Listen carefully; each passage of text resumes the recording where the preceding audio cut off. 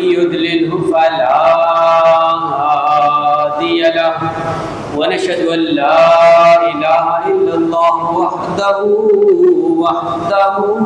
لا شريك له ونشهد أن سيدنا ومولانا وحبيبنا وطبيبنا وطبيب قلوبنا وغوثنا وغياثنا ومغيثنا ومعيننا وقطبنا وفريدنا ونظامنا وأولانا ونور عيننا محمد صلی اللہ تعالی علیہ وصحبہ وازواجہ وذریاتہ واہل بیتہ وعلماء امتہ وشہداء محبتہ اجمعین، اما بعد فاعوذ باللہ من الشیطان الرجیم، بسم اللہ الرحمن الرحیم۔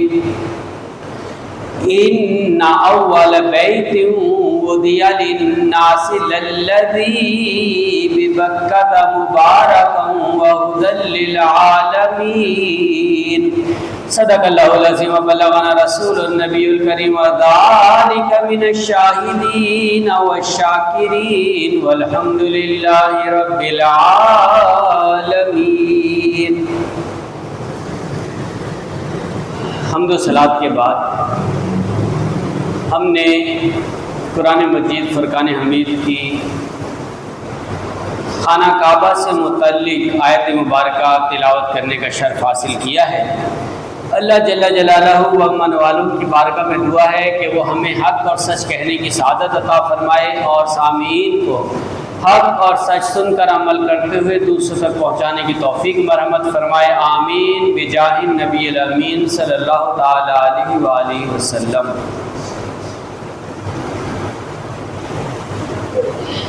جو آیت مبارکہ ہم نے تلاوت کی ہے اس کا ترجمہ کچھ یوں ہے، ان اول بیت وضع للناس للذی ببکۃ مبارکا وہدی للعالمین، سب سے پہلا گھر، ان اول بیت سب سے پہلا گھر، وضع للناس جو لوگوں کے لیے وضع کیا گیا، بنایا گیا، للذی ببکۃ وہ ہے جو مکے میں ہے، جو بکہ کی سرزمین پر ہے، یعنی مکہ کی سرزمین پر ہے، کیونکہ مکے کا ایک نام اس آیت سے پتہ چلا بکہ ہے۔ مکے کو بکہ کہا ہے قرآن نے، تو بکہ نام ہے مکے کا، یعنی مکہ بھی کہا جاتا ہے اور بکہ بھی۔ جو مکے میں بنایا گیا وہ گھر ہے جو سب سے پہلے لوگوں کے لیے بنایا گیا، مبارکا وہدی للعالمین، برکتوں والا ہے، بہت برکتوں والا ہے۔ کن کے لیے؟ عالمین، سارے جہانوں کے۔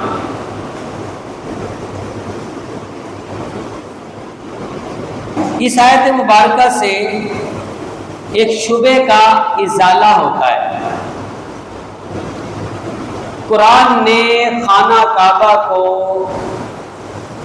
سب سے پہلا گھر قرار دیا ہے، اور وہ بھی للناس، جو لوگوں کے لیے بنایا گیا ہے، قبلہ بنایا گیا ہے، لوگوں کے لیے قبلہ منتخب کیا گیا۔ تو یہاں ہے قرآن مجید میں اول بیت، پہلا گھر، یعنی قبلہ اول، جبکہ ہمیں اور آپ کو کیا سکھایا گیا ہے کہ قبلہ اول بیت المقدس۔ روض الفائد کے اندر ایک روایت نقل کی گئی ہے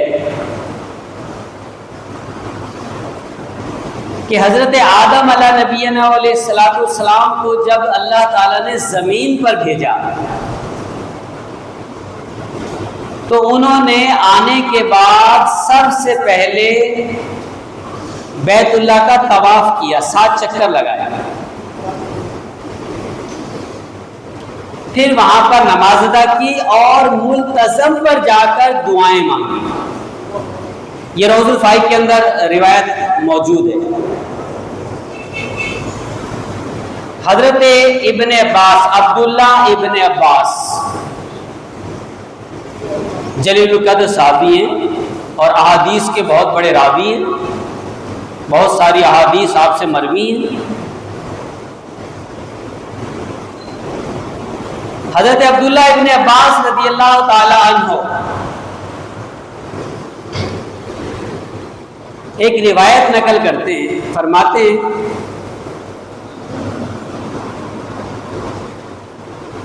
جب آدم علیہ السلام کو اللہ تعالیٰ نے زمین پر بھیجا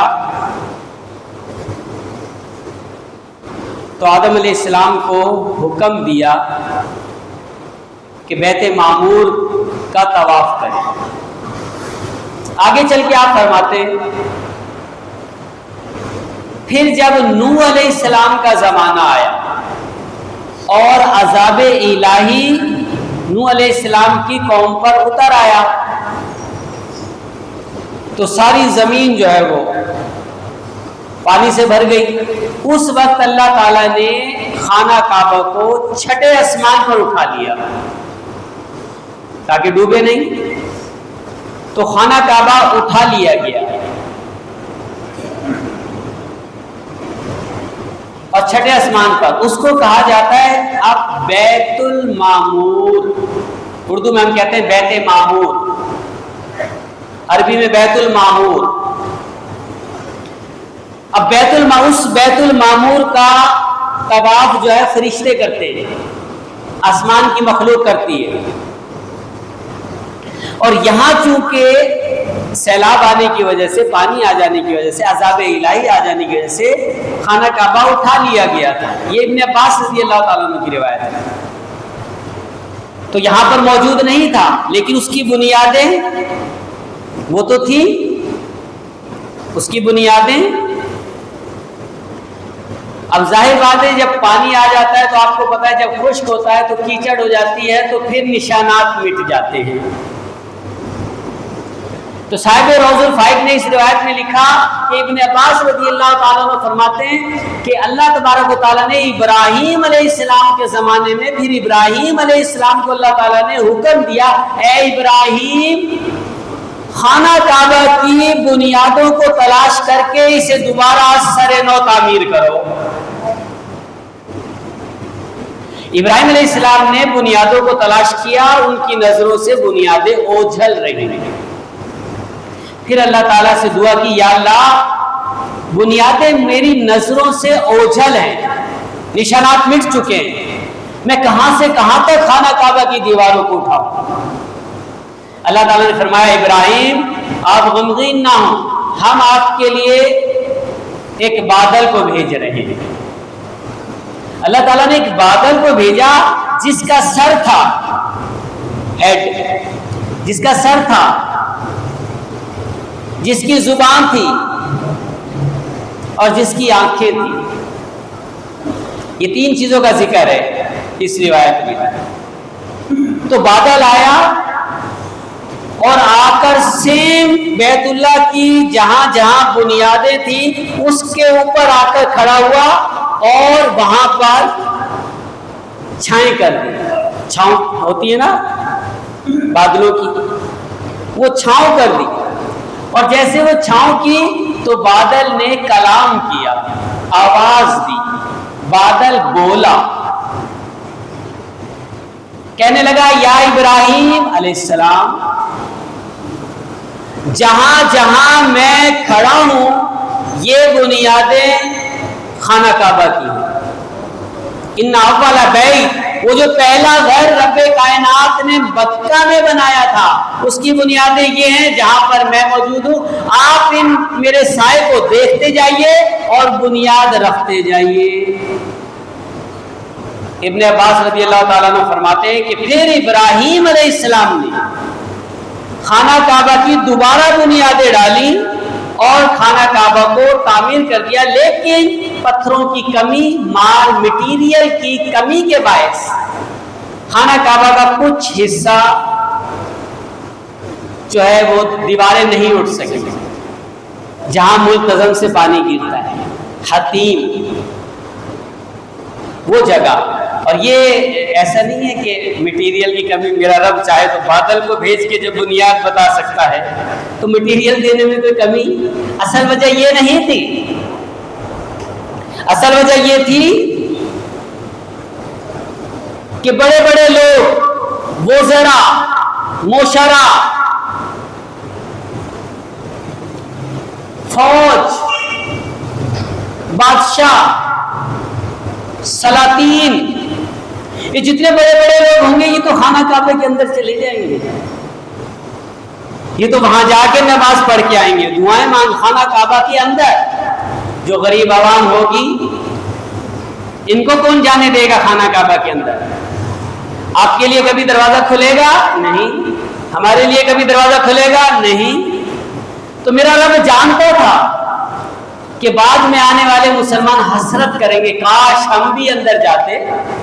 تو رب کائنات نے مٹیریل کی کمی کا بہانہ دے کر کچھ جگہ خانہ کعبہ کی چھڑوا دی، چھوڑ دی کہ لوگوں تم اندر نہ جا سکو تو یہ خانہ کعبہ کا حصہ باہر موجود ہے، ادھر آ جاؤ۔ تم ادھر آ گئے، گویا تم خانہ کعبہ کے اندر آ گئے۔ یہ رب کا فضل ہے، اس کی عنایت ہے، اس کی رحمت ہے، اس کی برکت ہے۔ یہ اسی لیے فرمایا للذی ببکۃ مبارکا، یہ برکتوں والا ہے، یہ گھر برکتیں لیے ہوئے، اب کوئی اندر جائے یا باہر حتیم میں رہ جائے دونوں جگہ ثواب پائے۔ جب خانہ کعبہ کو بنا لیا گیا تو ابراہیم علیہ السلام نے عرض کی مولا میں نے تیرا پہلا گھر جو تھا اس کو سر نو تعمیر کر دیا ہے۔ اللہ تعالیٰ نے فرمایا ابراہیم ہم نے تمہاری طرف سے اس کو قبول کیا، اب آپ لوگوں میں اعلان کر دو کہ میرے گھر کا حج کرنے آئیں، میرے گھر کی زیارت کرنے آئیں، میرے گھر کا طواف کرنے آئیں، میرے گھر کے چکر لگانے آئیں، میرے حتیم میں بیٹھنے کے لیے آئیں، میرے ملتزم سے لپٹنے کے لیے آئیں، یہاں آ کر دو گانا ادا کریں۔ ابراہیم علیہ السلام نے عرض کی مولا میں یہاں تو کوئی ہے ہی نہیں، یہاں تو کوئی ہے ہی نہیں، میں آواز کس کو لگاؤں، میں کس کو پکاروں، میں کس کو سناؤں؟ اللہ تعالیٰ نے فرمایا ابراہیم تم کھڑے ہو جاؤ، تم اعلان کرو، ہم تمہاری آواز کو ساری دنیا تک پہنچائیں گے، بلکہ جو باپ کی پشت میں نسلیں آنے والی ہیں ہم ان کو بھی سنوائیں گے، اور جو ماں کے رحم میں موجود ہے ہم ان کو بھی سنوائیں گے۔ اور ابراہیم علیہ السلام نے جبل قبیس پر کھڑے ہو کر آپ نے اعلان کیا کہ لوگوں آؤ اللہ کے گھر کی زیارت کے لیے۔ اب اس اعلان پر سب نے لبیک کہا، کسی نے ایک مرتبہ کہا، کسی نے 2 مرتبہ کہا لبیک، کسی نے 3 مرتبہ کہا، کسی نے 4 مرتبہ۔ اور لبیک کیا ہے؟ لبیک اللہم لبیک، لبیک لا شریک لک لبیک، ان الحمد والنعمت لک والملک لا شریک لک۔ یہ کسی نے 4 مرتبہ کہا، کسی نے بے شمار مرتبہ کہا، اور کسی نے کہا ہی نہیں، اور کسی نے کہا ہی نہیں۔ ابن عباس رضی اللہ تعالیٰ عنہ کی اس روایت کو نقل کرتے ہوئے صاحب روض الفائق لکھتے ہیں کہ جس نے 1 مرتبہ لبیک کہا ابراہیم علیہ السلام کی آواز پر، ان کے اعلان پر 1 مرتبہ لبیک کہا، وہ زندگی میں 1 مرتبہ حج ضرور کرے گا۔ جس نے 2 مرتبہ لبیک کہا وہ 2 مرتبہ حج کرے گا۔ جس نے 3 مرتبہ لبیک کہا وہ 3 مرتبہ حج کرے گا۔ جس نے 4 مرتبہ کہا وہ 4، جس نے جتنی مرتبہ لبیک کہا وہ اتنی مرتبہ حج کرے گا۔ یہ ہے خانہ کعبہ۔ اور اللہ کے رسول صلی اللہ تعالیٰ علیہ وسلم فرماتے یہ اللہ تعالیٰ نے اس لیے بنایا ہے، اپنے صحابی سے فرماتے ہوئے آپ نے ارشاد فرمایا جانتے ہو یہ خانہ کعبہ کیوں بنایا ہے؟ یہ میرے رب نے اس لیے بنایا تاکہ یہ میری امت کے گناہگار مسلمانوں کے گناہوں کو خود سمیٹ لے، اپنے اندر جذب کر لے۔ پھر آپ نے فرمایا میرے غلاموں کیا تم جانتے ہو یہ حجر اسود کیا ہے جو خانہ کعبہ میں نصب ہے؟ یہ جنت سے آیا ہوا پتھر، جس وقت یہ آیا تھا سورج کی طرح چمکتا تھا، جس وقت یہ آیا تھا سورج کی طرح چمکتا تھا۔ ایک جب اس کا چمکنا بند ہوا جب مشرکین نے اس کو ہاتھ لگایا، ایک اس کا چمکنا جب بند ہوا جب مشرکین نے، اور دوسرا یہ جو بلیک ہوا یہ اس لیے ہوا میری امت کے گناہگار آتے ہیں اس کو چومتے ہیں، اس کی تعظیم کرتے ہیں، اس کا ادب کرتے ہیں، اس کا احترام کرتے ہیں، اس کے سامنے کھڑے ہو کر رب کی بارگاہ میں التجائے کرتے ہیں، تو یہ ان کے گناہوں کو کھینچ لیتا ہے جیسے مقناطیس لوہے کو کھینچ لیتا ہے۔ یہ حجر اسود ایسا ہے کہ میرے گناہگار بندوں کے گناہوں کو کھینچ لیتا ہے اور گناہوں کی وجہ سے کالا ہو گیا۔ یہ خانہ کعبہ ہے۔ یہاں پر ایک بات اور پتہ چلی، جیسے میں نے ابھی قرآن کی آیت سے بتایا آپ کو، قرآن فرماتا ہے پہلا گھر، اس کا مطلب یہ سب سے پہلا گھر قبلہ اول خانہ کعبہ ہے۔ اور ہم کہتے آ رہے ہیں شروع سے قبلہ اول بیت المقدس ہے، یہ کہتے آ رہے ہیں ہم، زبان زدے خاص و عام۔ یہ بیت المقدس تو بہت بعد میں بنا ہے، سلیمان علیہ السلام نے بنایا تھا، یہ تو بعد میں بنا ہے۔ پہلا گھر خانہ کعبہ، پھر بعد میں بیت المقدس بنا، پھر بیت المقدس کے بعد خانہ کعبہ موجود، لیکن لوگ چونکہ بنی اسرائیل تھی، بنی اسرائیل بیت المقدس کی طرف منہ کر کے عبادت کیا کرتے تھے، اس لیے جب نبی پاک علیہ السلام تشریف لائے تو وہی رجحان تھا بیت المقدس کی طرف منہ کر کے عبادت کرنے کا۔ اس لیے میرے نبی پاک علیہ السلام کے دل میں تھی، میرے نبی صلی اللہ علیہ وسلم کے دل میں تھی کہ یہودیوں کا قبلہ ہم اس کی طرف منہ کیوں کریں؟ ہمارا قبلہ تو وہ ہے جو آدم علیہ السلام نے جس کا طواف کیا، ہمارا قبلہ تو وہ ہے جب آدم علیہ السلام دنیا پر بھیجے گئے انہوں نے 7 چکر لگائے، ہمارا قبلہ تو وہ ہے جس کی بنیادیں آدم علیہ السلام نے کے زمانے میں رکھی، ہمارا قبلہ تو وہ ہے جس کو بیت المعمور کہا گیا، ہمارا قبلہ تو وہ ہے جس کو یہاں سے نوح علیہ السلام پر عذاب آنے سے پہلے اٹھا لیا گیا اور چھٹے آسمان پر بیت معمور بنا دیا گیا، ہمارا قبلہ تو وہ ہے جو ہمارے جد امجد حضرت ابراہیم علیہ السلام نے اسی نیموں کو، انہی بنیادوں کو، انہی بیس کو دوبارہ کھڑا کیا، وہ ہمارا قبلہ ہے۔ نماز پڑھتے بیت المقدس کی طرف منہ کر کے میرے آقا، اور دل میں خیال آتا کاش ہم خانہ کعبہ قبلہ اول کی طرف منہ کر کے نماز پڑھتے، یہ بار بار خیال آتا میرا رب دیکھتا، میرا محبوب نماز میری پڑھتے ہو،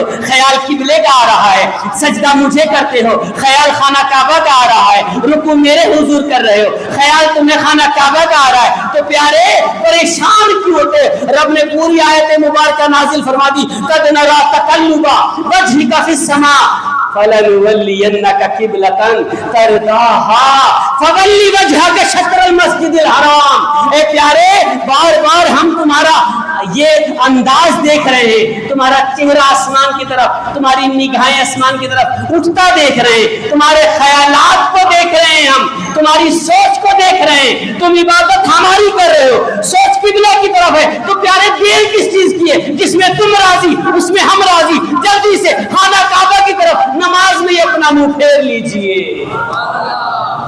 نماز میں اس وقت نماز جو ہو رہی تھی کنڈیشن یہ تھی، یہ قبلتین کی تصویر لگی ہوئی ہے ادھر کھڑکی کے اندر، یہ وہ مسجد ہے جہاں نماز پڑھائی جا رہی تھی۔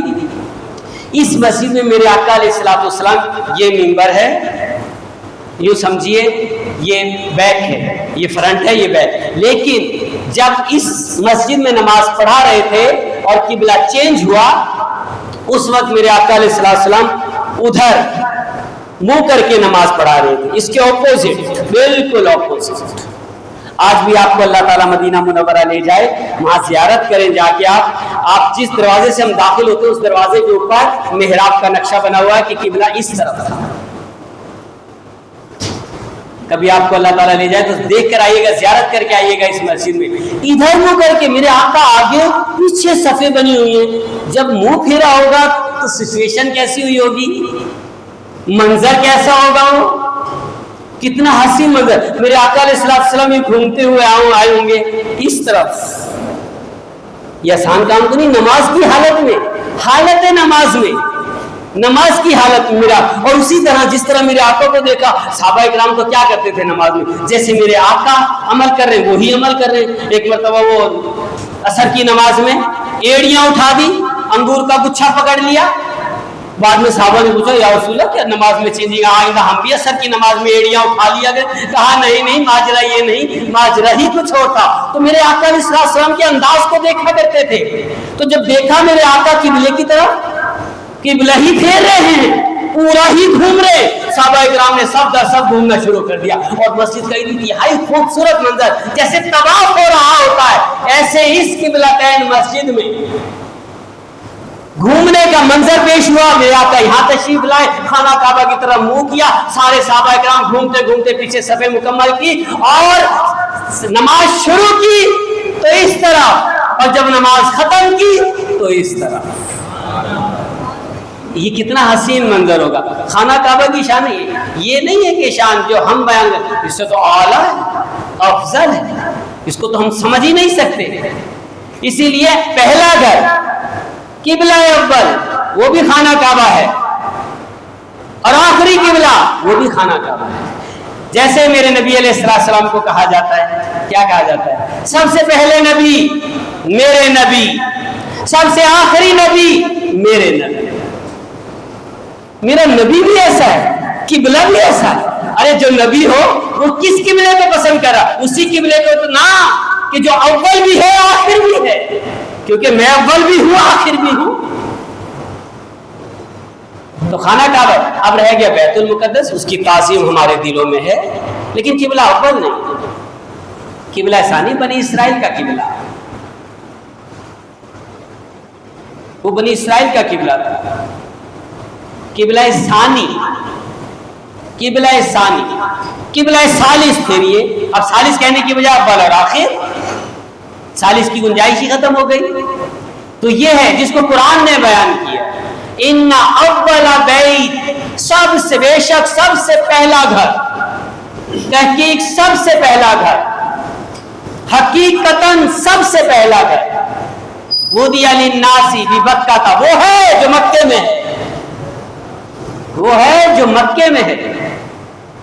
مبارکاً، جو برکتوں والا ہے، ہدی للعالمین، جو عالمین کے لیے رحمت ہے،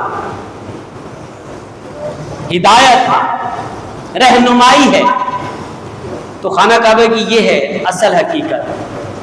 اب وہ جو جسے ہم بیت المعمور کہتے ہیں، جو نوح علیہ السلام کی قوم پر عذاب آنے سے پہلے اٹھا لیا گیا خانہ کعبہ، اس کا نام بیت المعمور رکھ دیا گیا. اب وہاں پر آسمان کی مخلوق فرشتے وغیرہ طواف کرتے ہیں، اور ہم لوگ زمین والے قبلہ اول اور قبلہ آخر کے گرد چکر لگاتے ہیں. ساتھ قبلہ اول اور قبلہ آخر، کیونکہ دوسرے قبلے کی تو ہم حفاظت نہیں کر سکے. جو بیچ میں قبلہ آتا ہے اس کی تو ہم حفاظت نہیں کر سکے. مسلمان سوئے ہوئے ہیں، آرام کر رہے ہیں، تو اس لیے اول اور آخر ہی باقی رہ گیا ہے، اور یہ تو کبھی ختم نہیں ہوگا. یہ ایک دفعہ اور اٹھایا جائے گا، خانہ کعبہ ایک دفعہ اور اٹھایا جائے گا، کیونکہ خانہ کعبہ پر میرا بیان تھا، اس لیے یہ بھی بتا دوں ایک دفعہ اور اٹھایا جائے گا. یہ خانہ کعبہ قیامت سے پہلے عیسیٰ علیہ السلام کے 40 سال ساری دنیا پر حکومت کر لینے کے بعد دوبارہ سے زمانہ پلٹی کھائے گا، اور سب گمراہ ہونا شروع ہو جائیں گے، سب فرقے بننا شروع ہو جائیں گے، سب مذاہب بننا شروع ہو جائیں گے، یہاں تک کہ ایک بھی زمین پر، روئے زمین پر ایک بھی اللہ کہنے والا، اللہ کو ماننے والا نہیں ہوگا. اس وقت جب قیامت قائم ہونے لگے گی، اس وقت قیامت کی بڑی نشانیوں میں سے ایک نشانی یہ کہ خانہ کعبہ کو اٹھا لیا جائے. ایک نوح علیہ السلام کے عذاب سے پہلے اٹھایا گیا، اور دوسرا قیامت سے پہلے اٹھایا گیا. تو یہ بھی خانہ کعبہ کی تاریخ ہے. تیسری چیز بھی بتا دوں آپ کو خانہ کعبہ کی، یہ ضروری نہیں ہے کہ جس کے پاس خانہ کعبہ ہو وہی درست ہے. خانہ کعبہ پر قبضہ کر لینے سے یہ نہیں ہوتا کہ جس نے قبضہ کیا ہے وہ سچا ہے، وہ حق ہے، وہ درست ہے، یہ نہیں ہو سکتا، کیونکہ خانہ کعبہ مشرکوں کے قبضے میں بھی رہا ہے، کافروں کے قبضے میں بھی رہا ہے، اور آج بھی امریکہ کے دو بیٹے، ایک کا نام ہے یہود، اب دوسرے کا نام لوں گا تو آپ ہو جائیں گے پریشان، اس لیے دوسرے کا نام کیسے لوں؟ ابھی یہ باہر چلی جائے گی تو کہیں گے دیکھو یہ امام صاحب کیسی باتیں کر رہے ہیں۔ تو امریکہ کے دو بیٹے، اب اس کا نام یوں لے لیں، ایک کا نام ہے اسرائیل، ایک کا نام ہے سعودی عرب، یوں کہا جا سکتا ہے۔ امریکہ یہ دونوں کس نے بنائے؟ اسرائیل کس نے بنایا؟ سلطنت عثمانیہ کو توڑ کر اسرائیل کس نے بنایا؟ امریکہ نے۔ سلطنت عثمانیہ کو توڑ کر سعودی عرب کس نے بنایا؟ امریکہ نے۔ تو امریکہ کے یہ دو بیٹے ہیں، تو لہذا ضروری نہیں ہے کہ یہ دو بیٹے قبضہ کریں گے تو یہ حق پر ہو جائیں گے، ضروری نہیں ہے۔ 360 بت خانہ کعبہ کے اندر رکھے ہوتے تھے، مشرکین اس کے ٹرسٹی تھے، مشرکین کے ہاتھ میں خانہ کعبہ تھا، تو کیا مشرکین حق پہ تھے؟